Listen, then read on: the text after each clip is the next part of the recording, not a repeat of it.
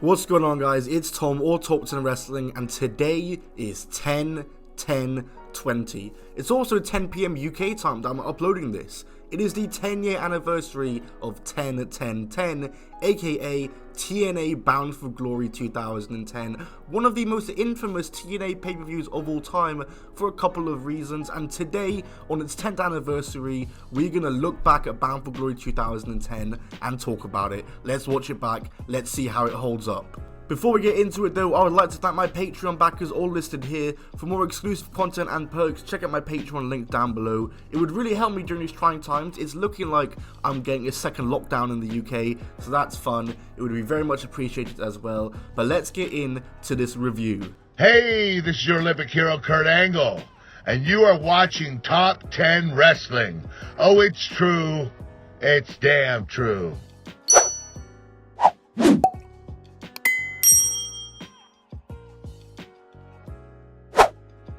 Bound for Glory 2010 is live from the Ocean Center in Daytona Beach, Florida. Hey, I've been there. To an attendance of 3,500, and the show opens with the TNA World Tag Team titles on the line, as is Generation Me, Max and Jeremy Buck. Hey, they look kind of familiar, taking on the Motor City Machine Guns, Alex Shelley and Chris Sabin for the titles, two of the best tag teams of the modern era. Let's see how this goes. Lots of fast-paced action right from the get-go. These two teams are both on another level, but they're also on the same level to each other. Usually when you'd see like Motor City Machine Guns versus Team 3D, Team 3D are like slower, more methodical, whereas Motor City Machine Guns are really fast-paced, really heavy hitters, and both teams were pretty much like that. They kept up with each other, they were so fast-paced, there was so much awesome action in this match, and some great near falls, but in the end, the Motor City Machine Guns do get the win and retain the tag titles. I'm going to give this match 4 stars. What an awesome way to open the show. Two of my favourite tag teams of all time. Just brilliant stuff from them. Next up, we have a 4-way match for the TNA Knockouts title, as it's Madison Rayne, Tara, Velvet Sky and Knockouts champion Angelina Love, with Mickie James as the special guest referee. This is one of those weird 4-way matches they do with the Knockouts, where it's only 2 people in the ring at a time and you have to tag yourself in. I watched one of these for Bound for Glory 2011 and it was awful. Let's hope this isn't the same. It feels like this match never really hits a high tempo, and that's probably because people are having to tag themselves in, and that kind of restarts the tempo when new people are coming into the match. It's quite sloppy at times, and Mickie didn't really serve any purpose as the referee, but in the end it's Tara who was able to get the lucky and shocking win, grabbing Velvet's tights, and is your new Knockouts champion. I'm going to give it 1.5 stars for all the reasons I said before. I feel like it could have been good if it was an actual fatal 4-way match, because all 4 of these women are pretty decent, especially Tara and Angelina. And after the match, Madison is furious that Tara won, because that wasn't part of the plan. She then pushes Mickie James, which leads to Mickie taking out Madison, and you can kind of see where this is going in terms of storyline now. Next up, we have a tag match, as it's Inc. Shannon Moore and Jessie Neal versus Eric Young and Orlando Jordan. I cannot be bothered for this match. I like Shannon Moore as a singles wrestler, never liked Jessie Neal. I hated Inc. as a team. Eric Young I like, Orlando Jordan not so much either. Can't be bothered for this match. This match really dragged to me, and I don't think it was even that long. It was not a pay-per-view quality match. Even on paper, like before the match even begun, like this is not a match that should be happening at TNA's biggest pay-per-view. It was a TV match and not even much of a good one for that matter. Eric Young was doing this weird comedy spots in regards to, like, he had a rule book for the match, and at one point he got in the ring against his partner Orlando. It was really weird, but it was that moment that allowed Inc. to get the win. 1/2 star, super weird stuff. This didn't need to happen on Bound for Glory. The X Division Championship is up next. Hopefully the show can pick back up again with this match, as the last 2 matches have been absolute stinkers. It's Douglas Williams challenging X Division champion Jay Lethal. The match was pretty decent, quite slow at times because Doug Williams is very methodical, but I thought that worked. I thought the contrast in styles really worked. Doug spent the match hitting suplexes and stuff that only got near falls, and in the end he got frustrated by this, which led to an awesome finish. The finish was really cool, I thought.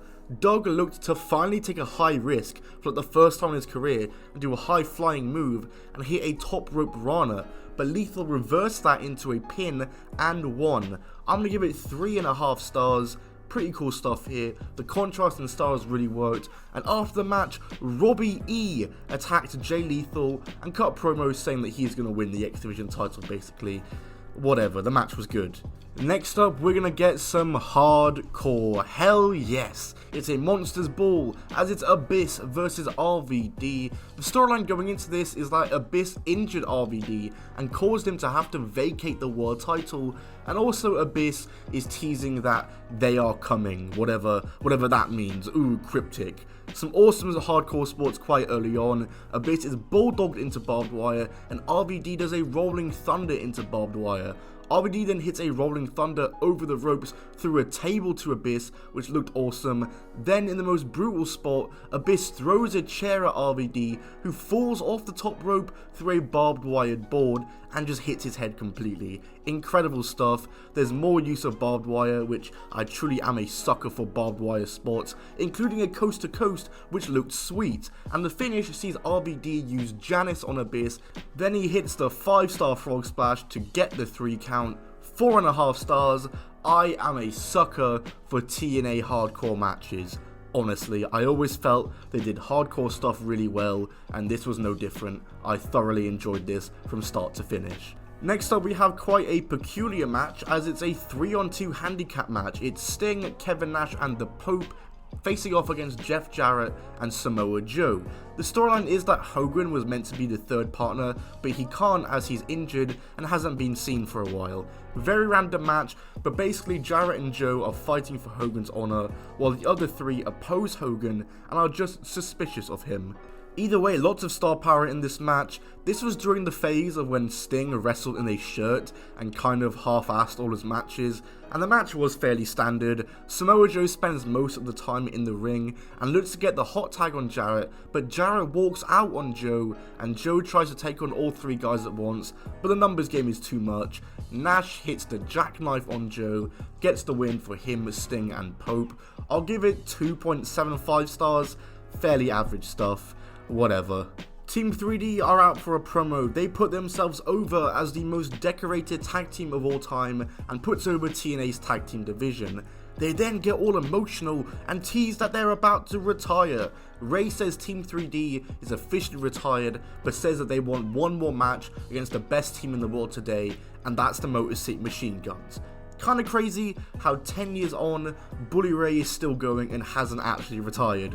So, next up we have a lethal lockdown match. Hey, more hardcore. I love a good lethal lockdown match. It's EV2 versus Fortune. Stevie Richards and Kaz start off the match. Some pretty decent action here between the two of them, as Stevie is in control, but then AJ is in next as Fortune have the man advantage.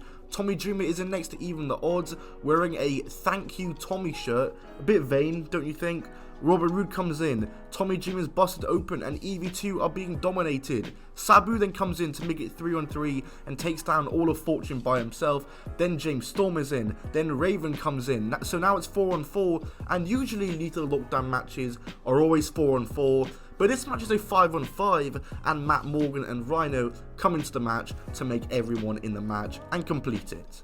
Ric Flair and Foley start brawling outside, and then the roof comes down and it's time for hardcore. Lots of hardcore spots going on, lots of just stiff shots to their head with the weapons. At one point Raven and Morgan start beating each other up with weapons, and Raven seemingly gets ticked off and they have what looks to be a shoot fight, and the rest of the competitors have to come in and break it up. No, seriously.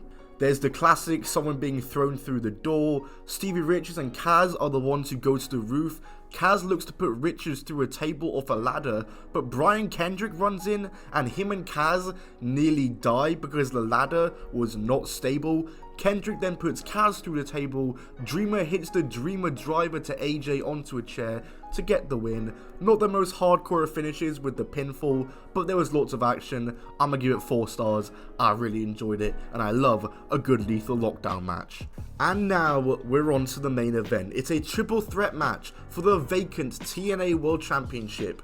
Jeff Hardy, Mr. Anderson, and Kurt Angle. Who is gonna win? This match has no time limit, no count out, and no DQ, and these guys have great chemistry. At the previous pay-per-view to this, Angle and Hardy had a banger, and we all remember Angle and Anderson's awesome matches, especially the one from Lockdown, so there's some really great action from all three here. It felt like something was always happening in the match. It was very action-packed, lots of near falls, finisher kickouts, but in the end, it is the finish that is the main talking point of this match, and the main talking point of this entire show. There was a ref bump, because of course it is, it's TNA, they love ref bumps. This one looks somewhat brutal as Kurt Angle very hardly clotheslined him, and then Bischoff walks down with a steel chair. Hogan then shockingly comes out. He's here, Hogan's here, on crutches. It looks like Hogan is there to stop Bischoff, but then Hardy comes in. Hogan gives Hardy and Bischoff his crutches. It looks like they're gonna have like a crutch lightsaber duel, but then Hardy smashes the crutch over Angle. It was all a big ruse. Hogan and Bischoff high-five each other. Then Hardy smashes the crutch over Anderson. Twist of fate. Bischoff drags the referee in. 1, 2, 3. Hardy is the new world champion and has turned his back on the fans. Jarrett and Abyss come down. This is why Jarrett turned his back on Samoa Joe and what Abyss has been teasing the entire time, and Immortal has been formed. RVD runs down, he's like, "Jeff, what are you doing?" And then Jeff attacks RVD to solidify the heel turn, and the show fades to black as the 5 men all celebrate together. It was a 4-star match, really good match here, but you know what, watching the finish back, it was a good finish, like it was an awesome turn, but in hindsight, it was terrible, because it was at this moment that Hulk Hogan made TNA all about him. This is the biggest issue I've always had with Hulk Hogan in TNA. He made it about himself. He made himself the focal point of storylines, made himself the top storyline being revolved around him, and I didn't like that. And this finish, you know, the ending to the biggest pay-per-view of the year involving him turning heel, it tells you everything you need to know. Overall, 4-star show. I thought the show was very good, other than, you know, certain points with the women's match. The tag match and the handicap match wasn't too amazing, but the hardcore stuff was great. X Division was fun, main event was good, tag team opener was good, so I'll give it 4 stars. It was a good show. And that's going to be it for this video, guys. So if you did enjoy, then smack that like button. Been a long while since I've done a pay-per-view review. Honestly, I just don't have the energy to watch a 3-hour show, make notes, and gather all the footage and stuff like that. It's a long process, but here we are for 10-10-10. Hope you enjoyed. Like and subscribe, notifications on Twitter, Instagram, podcast, Patreon, all in the description. Goodbye, and keep on rolling. I know you wanted me to stay. We were just a moment, now we're